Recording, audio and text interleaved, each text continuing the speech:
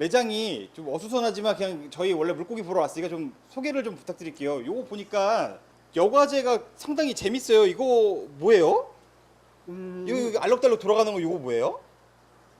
요 제품도 제가 특허 낸 제품인데 예. 그 스펀지를 활용을 해갖고 이렇게 어떤 분들 뭐 UFO 같다고 이렇게 저렇게 얘기하시는 분이 있는데 네. 유동하는 방식이 가장 적합한 걸로 제가 개발을 한 제품이고요. 다만 이게 다 좋은데 네. 좀 만든 제 단가가 좀 비쌉니다. 아, 가격이 비싸요, 요게. 네, 그러니까 제품은 좋은데 네. 좀 비싼 게 좀 단점이고요. 그거보다 조금 더 저렴한 제품이 있는데 요 제품 같은 경우에 뭐 요거는 저 국내에서 많이 쓰는 제품이에요. 이거 뭐 지스 거랑 비슷한 것 같아요. 예, 이건 지스 거하고 그 K1 마이크로 유사 제품인데요. 그 두 네. 가지 섞어놓은 건데 이게 제품이 이제 플라스틱이라 뭐 단가도 싸고요. 다 좋은데 단점이 있습니다. 바이오필름이 잘 만들어지나요? 예, 이게 이 용도는 원래 폐수 처리에 이렇게 많이 그 사용을 하는 건데 저희 수조에서는 그 폐수하고 저희 수조하고 물이 좀 틀리니까 그 차이 때문에 이게 바이오필름 형성되는데 시간이 형성이 되긴 되는데 시간이 좀 많이 걸리는 그 단점이 있습니다. 가격은 싸고 대신에 바이오필름 형성되는데 좀 시간이 많이 걸린다는 거 그 단점이 있고 그다음에 또 한 가지로 또 단점이 있는 게 뭐냐면 이 여가 방식이 유동 여가 방식인데 네. 여가 방식 중에서 이제 고정 여가 방식이 있고 유동 여가 방식이 있는데 지금 하단에는 지금 고정 여가 방식으로 돼 있고요. 이 상단이 유동 여가 방식인데 네. 유동 여가 방식의 장점이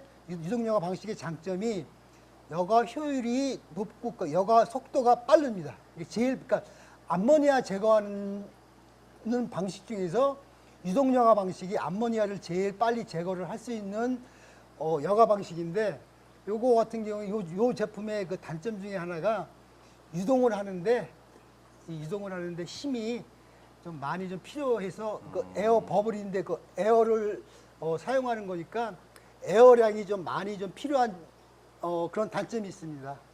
대표님, 바이오필름에 대해서 좀 간단하게 설명 좀 부탁드려도 될까요? 그 바이오필름은 그냥 한마디로 얘기해서 여과 세균이 모여 있는 건데 지금 우리 일반 사용자들이 가장 잘못 알고 있는 것 중에 하나가 이 박테리아에 대해서 잘 모르고 있는데 박테리아는 뭐 100만 개가 있고 1000만 개가 있든 아무리 많이 있어도 하나하나 있으면은 아무리 많아도 여과작용을 안 합니다.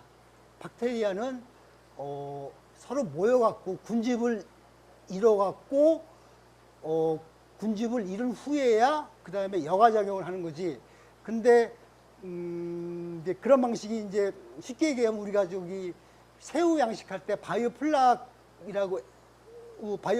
이제 하는데 그것도 박테리아가 모여 있는 군집이 약간 유동하는 슬러지, 그러니까 바닥 쪽에 있는 슬러지 쪽에 박테리아가 군집하는 방식이고요. 우리가 지금 수조에서 사용하고 있는 거는 고체 벽에 붙어 있는 군집, 그걸 뭐 바이오필름이라고 하고요. 그 다음에 이 바이오필름 말고도 일부가 이 물속에 돼 있습니다. 물속에 떠다니고 있는데 요 수조 같은 경우에 박테리아 수를 이렇게 단순하게 비교를 하게 되면 물속에 떠 있는 박테리아는 전체 박테리아에서 한 자릿수가 아주 낮은 한 자릿수예요. 보통 뭐 연구 결과 보면 연구 보고서를 이렇게 참조를 하면은 뭐 8%, 7%, 요 정도밖에 물속에 떠다니는 박테리아가 그 정도밖에 안 된다고 하고 있고, 그리고 또 보면은 그 7%, 8% 중에서도 좀 우리가 좀 싱싱한 박테리아 좀 활성도가 높은 박테리아는 그중에서 뭐 얼마 안 된다고 얘기합니다. 그래서 보통 보면 간단하게 얘기해서 물 속에 있는 이 박테리아는 박테리아 수가 많아도 여과작용을 하는 박테리아는 거의 뭐 2%, 3%? 그 정도밖에 없는 거고요. 우리가 이 물생활하면서 가장 중요하게 생각하는 박테리아는 이 여과제에 활착되어 있어갖고 박테리아 필름을 형성을 해서 질산화 작용을 할 수 있는 그런 박테리아를 저희가 사용을 하는 거지요. 근데 이 유동 방식에서 제가 조금 전에 설명한 것처럼 이런 플라스틱 재질이 조금 박테리아 활착이 조금 불리하죠. 그리고 유동하는데도 좀 에너지가 많이 더 필요하고요. 그래서 제가 요 최근에 개발한 제품은 제가 따로 보여드릴게요. 네네. 지금 이게 유동 여과제인데 네. 일본에서 많이 사용하는 제품입니다. 그 일본 커뮤니티에 들어가 보면 외부 여과기에 많이 사용을 하는데 사실 이게 유동 여과에 상당히 좋습니다. 이거를 사용하게 되면은 유동하는데 필요한 에너지가 가장 작게 필요하고요. 그리고 가장 중요한 거 박테리아 활착이 이런 플라스틱 제품보다 확실히 높습니다. 이 제품 보기에는 플라스틱이나 거의 차이가 없다고 느끼시는데 이게 사실 이 안에 기공이 있어요. 이게 기공이 있어갖고 이 기공 안에 박테리아가 활착하기도 좋고 제가 실험을 해보니까 이런 플라스틱 제품에 비해서 한 10배 이상 빠르게 박테리아가 활착되는 것 같습니다. 유동하는데도 이게 유동 에너지가 작으니까 이 기포 양도 그렇게 많이 필요하지 않고요. 그래서 이거를 사용해 보니까 요거랑 기존에 있던 제품하고 같이 사용하게 되면은 효율이 높고요. 그리고 이게 제가 조금 전에 설명해 드린 것처럼 요 유동여과 방식이라는 게 암모니아 제거에 가장 효율적이고 그리고 보기에도 뭐 인테리어 효과도 있고요. 그러니까 이 제품을 제가 이거랑 같이 사용해서 맞는 제품을 사용을 하신다고 하면 고정 여과의 장점하고 유동 여과의 장점하고 그 다음에 처음에 설명한 원통 여과기 그 제품이 베이스니까요. 다단 형식으로 해서 제 높이 조정 마음대로 되고요. 그 다음에 이 버블 나오는 것도 보면 이게 뚜껑이 있어갖고 아래 와류를 형성을 시켜줘갖고 물하고 박테리아하고 접촉할 수 있는 그 기회가 많아지니까 여과 효율도 똑같이 더 올라가겠죠. 그래서 이게 상당히 효율적인 방식입니다.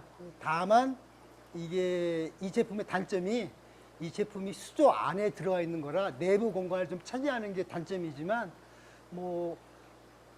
기본적으로 주 여과기 사용하시고 보조 여과기를 사용하시면은 아주 활용도가 높은 제품입니다. 이게 대표님네 제품 보니까 레고 블록 만들듯이 자유자재로 뭔가 변형하고 다 만들어서 모든 걸 해결할 수가 있을 것 같아요.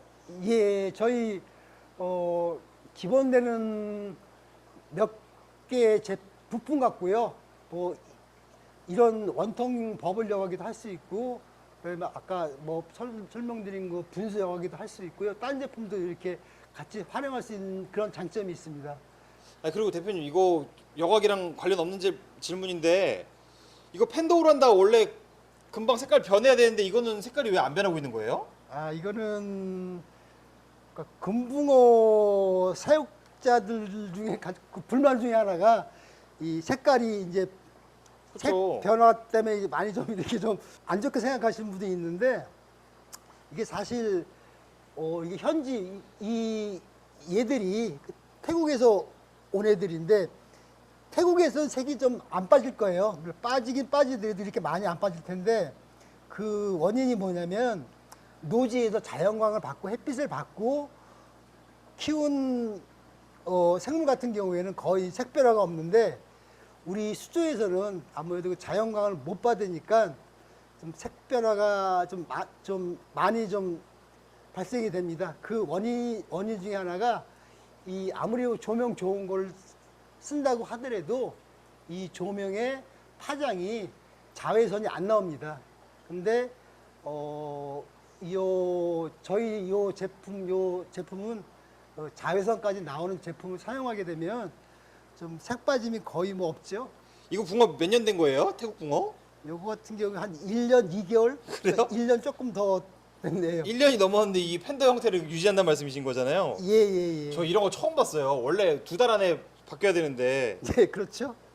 대표님 그리고 저기 뒤에 보면은 환수 아예 안 하고 그 여과기도 꺼져 있는지 켜져 있는지 하는 그 저수조 저것 좀 보여주세요. 아, 예. 아니 여러분 여기 환수를 안 하시는. 안에 근데 새우가 엄청 많아요. 이거 수조 어떻게 된 거예요? 이건 제 수조가 3년 전에 세팅을 한 다음에 네. 환수 한 번도 안 하고 그대로 이게 거의 뭐 방치 수준에 있는 제품인데 제가 이렇게 요 수조를 유지하고 있는 이유가 이거 제 나름 방식대로 세팅한 것도 있지만 이 물 상태를 확인하기 위해서 제가 그대로 둔 건데 그러니까 자의반 타의반 무환수 여과인데 제가 이거 해보니까 결론은 이거예요. 그냥 뭐 이것저것 뭐 길게 얘기하는 것보다 무환수는 가능합니다. 무한수가 가능하다고요? 예, 가능한데 네. 대신에 관상이 안 되죠. 아니 그 잠깐만요. 그러면은 금붕어도 혹시 무한수로 가능하세요? 금붕어 같은 경우에도 가능은 하겠죠. 가능하지만 굳이 그 무한수로 키울 수 있는 의미가 있을까요? 그러니까 금붕어 키우는 게 우리가 금붕어를 보면서 즐거움을 얻는 그 관상의 목적인데 네. 환수를 안 하게 되면 아무래도 탁도가 탁도가 좀 관상을 못할 정도가 됐을 거고 그 다음에 탁도 외에도 이 pH 변화가 심해집니다. 제가 이거 해보니까 한 1년 정도까지는 pH가 상당히 낮아져 거의 뭐 산성화제 4점대로 내려갈 정도니까 그 정도 되면은 이제 금붕어 같은 경우에는 좀 살기가 힘들겠죠. 그쵸. 예. 그래서 요거를 그래서 할 수 있는 방법이 뭐 버퍼나 빌더 사용하는 수 있는데 제가 나름대로 좀 이렇게 머리를 써갖고 버퍼 빌더를 좀 이렇게 좀 추가를 해주니까 지금은 정상적으로 pH가 나옵니다. 근데 이게 시간이 좀 많이 걸리더라고요. 그래서 굳이 무한수를 그러니까 할 수는 있는데 그게 우리가 관상하는 의미가 없어지고 오히려 더 관리하기가 더 힘듭니다. 이게 pH도 그렇고 뭐 암모니아도 그렇고 뭐 여러 가지로 뭐 오히려 환수를 자주 하면서 키우는 게 더 효율적이지. 이거 뭐 막 그냥 뭐 이거 pH 뭐 신경 쓰고 뭐 경도 신경 쓰고 이렇게 하다 보면 이 생물이 그러니까 내가 생물을 키우는 게 아니라 생물이 나를 키우는 그런 반대의 경우가 되니까 그냥 환수하는 게 좋을 것 같습니다. 아 진짜 요즘 매장에 환수 안 하고 싶다고 하시는 분들 와갖고 진짜 미치겠어요 진짜. 그러니까 요 제품 같은 경우에 제가 뭐 굳이 뭐 무한수로 키우려고 한 게 아니라 저희 제품 중에 이 스펀지 여과기가 있는데 스펀지 여과기 내구성도 시험할 겸 지금 이렇게 3년 동안 유지를 하는 건데 저희 스펀지 여과기가 3년 이게 세팅한 지 3년 됐는데 뭐 거의 그 형태 갖고 있고요. 이제 물론 이제 여기에 슬러지가 많이 껴갖고 추스가 안 되는 부분도 있는데 조금 추스가 되긴 됩니다. 근데 어쨌거나 이 스펀지 여과기가 3년 동안 유지된다는 거 그거 확인하는 거죠. 그러니까 아니 대표님 그리고 지금 제가 수조를 이렇게 쭉 둘러보고 있는데 매장 내 수조들에 갈조가 없어요. 어항이 굉장히 다 깨끗하더라고요. 근데 요것도 좀 설명 좀 부탁드릴게요. 그러니까 갈조, 녹조 이런 조류가 번성하는 게 딱 유일히 세 가지입니다. 빛, 그러니까 그 조명이나 뭐 자연광이나 네. 빛하고 그다음에 질소 이렇게 생물이 살다 보면 암모니아가 발생되고 아질산이 발생되고 이런 질산이 발생되니까 그 질소하고요.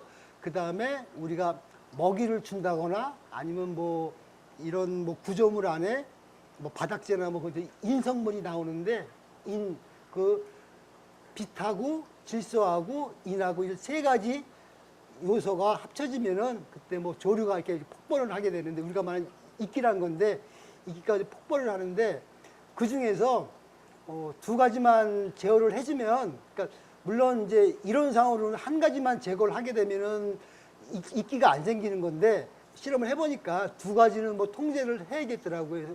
그래서 빛은 뭐 우리가 뭐 조명이니까 뭐 통제할 수 있다고 하지만 이 질소하고 인을 통제를 하게 되면 이끼를 뭐 안 끼는 건 아닌데 그렇게 관상에 방해될 정도로 심하게 끼지는 않습니다. 그래서 그 원인 중에 하나가 저희 보면은 저희 제품 보면 전부 다 요 바닥재 보면은 뭐 일반 이런 사용할 수 있는 뭐 홍자도 있지만 제올라이트가 있습니다. 동글동글한 게 제올라이트인데. 아, 저 뒤에 많이 깔리는 게 제올라이트죠. 예, 저 제올라이트에서 질소하고 인을 흡착을 해주니까 아무래도 이끼가 딴 것보다는 덜 생기죠. 그러니까 확실히 매장 어항 바닥들이 다 깨끗해갖고 저는 저 온다고 청소를 해놓으신 줄 알았는데 그게 아니어가지고 제가 여쭤봤었거든요. 이제 청소라는 게 그러게요. 지금 저쪽 보면은 숲서 보면 물이 색깔이 탁하잖아요. 네네. 청소를 하면은 그 환수를 하게 되면 저런 색깔이 안 나오죠. 근데 이렇게 저기 물이 이렇게 물색은 좀 탁하고 좀 더러워도 이끼 자체가 없는 게 전부 다 제가 그 제올라이트를 그 바닥재하고 여과재하고 같이 사용을 하니까 그 질소하고 이를 통제가 되니까 좀 자연적으로 이끼가 생기긴 생기는데 훨씬 좀 덜하죠. 제올라이트를 그럼 여과제로 막 외부 여과기나 아니면 뭐 거리식 여과기 같은 데 넣어도 괜찮나요? 아, 그렇죠. 제올라이트 자체가 좀 비싸니까 고가 제품이니까 뭐 그걸로 다 여과제를 채울 수는 없고요. 그냥 아니 근데 비싸봐야 그래봐야 우리가 햄버거 세트 하나 안 먹으면 되는 돈 아닌가요? 근데 뭐 그렇게 생각할 수도 있지만은 네. 뭐 아닐 수도 있으니까요. 그거는 뭐 사람마다 틀린 건데 어쨌거나 하여튼 그 제올라이트를 100% 사용하는 여과기도 있습니다. 근데 있는데 네네. 그냥 너무 고가니까 이게 이런 여과제 안에 들어가 있는 여과제 양도 양이지만 만약에 썬풀을 사용하게 되면은 썬풀 수조에는 여과제가 상당히 많이 들어갑니다. 보통 보면 수조 하나 꾸미는데 뭐 여과 장비 뭐 어항이나 뭐 이런 받침대 이것도 좀 많이 좀 지출이 되지만은 여과제도 상당히 좀 지출되는 편이죠. 근데 굳이 이끼 통제를 위해서는 뭐 제올라이트를 다 채울 필요 없고요. 그냥 한 2%에서 3% 정도? 아주 소량만 있어도 효과를 볼 수 있네요. 예, 그럼요. 뭐 이게 뭐 하루 뭐 24시간 빛 받는 거 아니니까 네. 그 어느 정도 그 빛은 좀 통제를 할 수 있으니까 그다음에 질소하고 인만 제올라이트 통제를 하게 되면 아예 없는 건 아니지만 이게 뭐 관상에 방해될 정도로 그렇게 이끼는 발생하지 않습니다. 대표님 그 제올라이트 장점으로 그 마그네슘 얘기도 좀 한번 해주실 수 있으실까요? 그 얘기하자면 조금 좀 길어질 수가 있는데 한마디로 얘기해서 우리가 물고기 키우면서 자주 폐사가 되는데 폐사 원인 중에 하나가 수질입니다.